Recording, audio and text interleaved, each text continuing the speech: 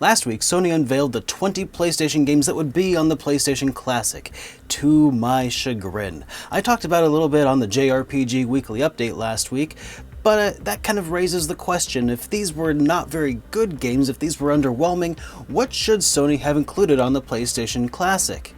Well, I'd like to start before we even get into the games. The first thing that I think they should have included were DualShocks. Maybe some wireless DualShocks, for instance. Something with rumble, something that has dual analog sticks, and the beautiful thing about that is they already have them here. This is the DualShock 3 for the PlayStation 3.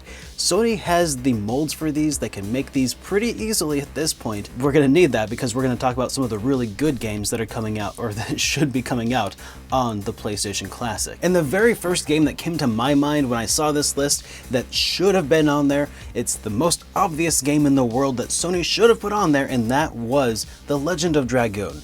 And this, by the way, this is an RPG channel. This is not just a list of RPGs, but The Legend of Dragoon definitely belongs on this PlayStation Classic. If they're going to put Final Fantasy VII on there, Sony needs to put their first-party competitor to Final Fantasy VII out there, and that was Legend of Dragoon. I've got a full review talking about Legend of Dragoon and why it's amazing, but suffice it to say, this game was iconic for a lot of people out there, especially myself, who didn't really get into Final Fantasy VII on its launch. Legend of Dragoon was just the perfect amount of cool RPG that had a little bit of like that Super Sentai kind of Power Ranger aesthetic, actually a little bit more like Ronin Warriors I like to compare it to, but that game was just amazing, and it's a first-party title. How does Sony put out a console without its first-party titles? That's just ridiculous, because this game needs some love. This was a chance for people to experience this who missed out on it the first time around. Sony, you dropped the ball, guys, but you know what?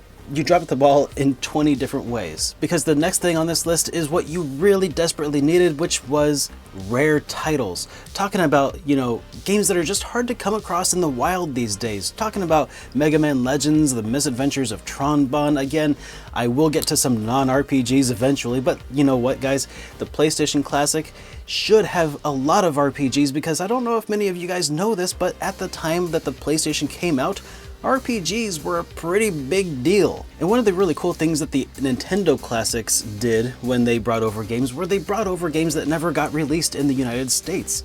They finally localized games that we never got to see, and games that were never even released. So why wouldn't Sony bring over LSD Dream Emulator?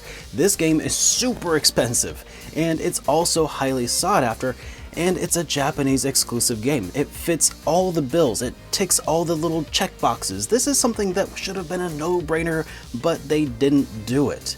And I don't know why, but I'm sure that Sony has some pretty good reasons, but I wonder if they even thought about this one in particular, because it's not exactly something that comes to mind, but it's a game that I suspect that would have been a pretty good crowd pleaser for us collectors out there. And who's gonna buy all these consoles anyway? Collectors, let's be honest. We're gonna buy like all of them. But there's probably gonna be some casual people who play it as well, which is why we're also gonna need to extend into some more casual games. But before we get to those casual games, let's talk about something a little more hardcore. We'll come back to the casual stuff in a little bit, but the hardcore games that I'm talking about are some really dark, gritty RPGs on the PlayStation 1 that Konami just recently realized that they still own the intellectual properties to. And if they want to start drumming up some interest into the series again, this would have been a perfect opportunity for them to bring out Suikoden 1 and 2 on the PlayStation Classic. Why 1 and 2? Because you can bring over your game save from 1 over into 2. It's a beautiful thing.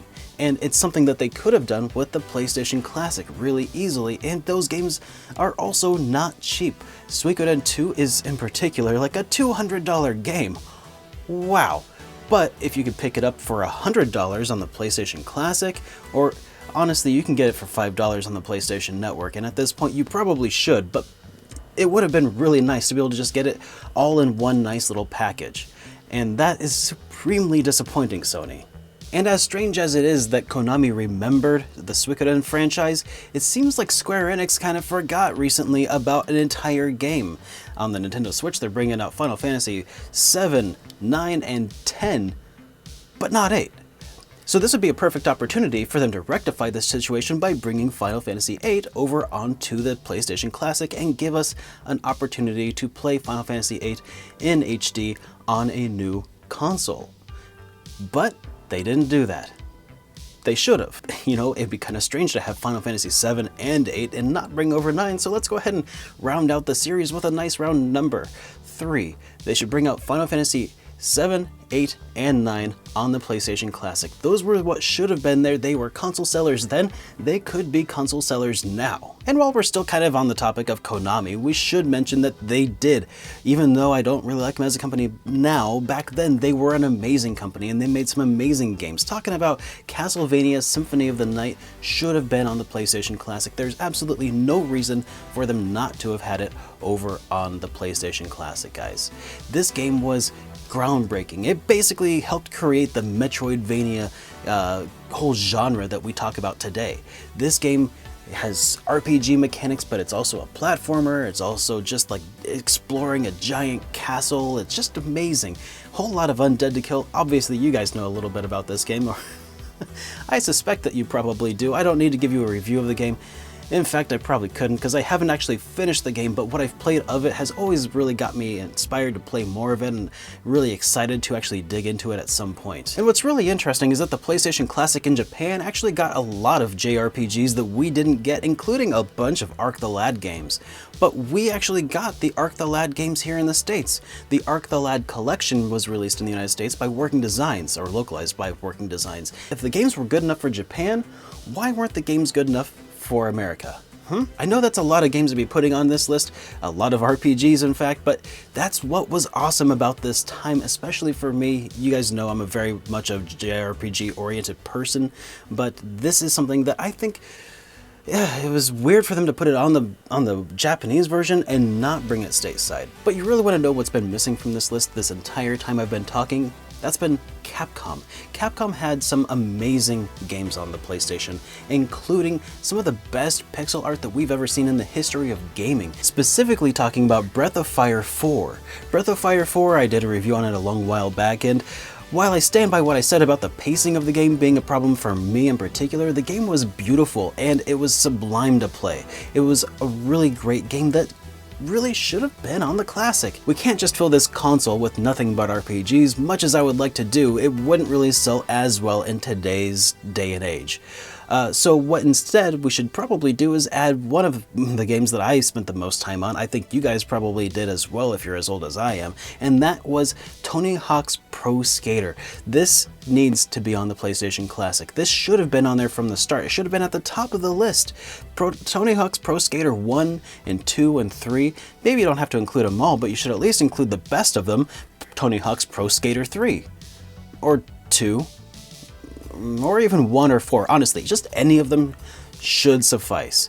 I realize that there might be some trouble with the licensing of the music that was included, but come on guys, you could totally do this if you just worked a little harder on it. You gotta put in the effort if you want our money. And why don't we throw in another Capcom game into the mix? We already have an amazing fighter with Tekken 3. That was a good choice on their part, but they really should have included Street Fighter Alpha 3. And while it maybe wasn't the best release of Street Fighter Alpha 3 on a home console, it was definitely one of the best at the time, and it really deserves to be on there. It'd complement Tekken 3 really, really well in my opinion. Also, we're talking about Parappa the Rappa. This is a crowd pleaser that I never really got into, but everybody that I've talked to is like, you know, Parappa the Rappa really should have been on there. They have a lot of really great memories with this, and it'd be really nice to give people the opportunity to relive some of those classic PlayStation 1 memories with Parappa the Rappa. This was, I think, one of the very first like rhythm-based games that we got in the States at least. It's iconic. I never even played it, but I know what the main character looks like. I remember the sensei rapping along with Parappa, and that was just really cool, and it was just iconic for the PlayStation. And speaking of PlayStation icons, why do we not have any of their quote-unquote mascots? They didn't actually have a mascot, but they had several mascots, if you know what I mean. Talking about like Lara Croft from Tomb Raider, how was Tomb Raider not on the PlayStation Classic? How is Crash Bandicoot not on the PlayStation Classic? It doesn't make any sense. And these are some games that really deserve another chance of being enjoyed. I know that Crash Bandicoot recently got an HD remake. I know that Tomb Raider is still an ongoing franchise, and I think that, you know, they're already working with Square, who owns the rights to the Tomb Raider series at this point. It shouldn't be too hard to just say, hey, could you give us a few more of these games that we're asking for?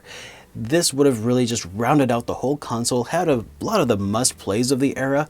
You know, there was a lot of other games that would have been great on the PlayStation Classic that just weren't included for some reason or another. I don't care about what those reasons are. I care about what we should have gotten, and these were the games that we should have gotten. But what do you think, guys? What should have been on the PlayStation Classic? But you know what, guys? If you can give me a list of 5 games that you think should have been on this Classic that weren't on the Classic, I'll enter you into a drawing to win a free digital album that came from the Abyss that was just released on October 30th. So if you want to be entered into that drawing, there's going to be 5 winners. Just make sure that you put in your list down in the comments below, and even if you don't necessarily want that album, go ahead and just talk about the games that you think should have been on there, because this console had so many games, and they just included some really confusing entries, I think. But anyways, guys, thank you all so much for joining me, and I will see you guys next time.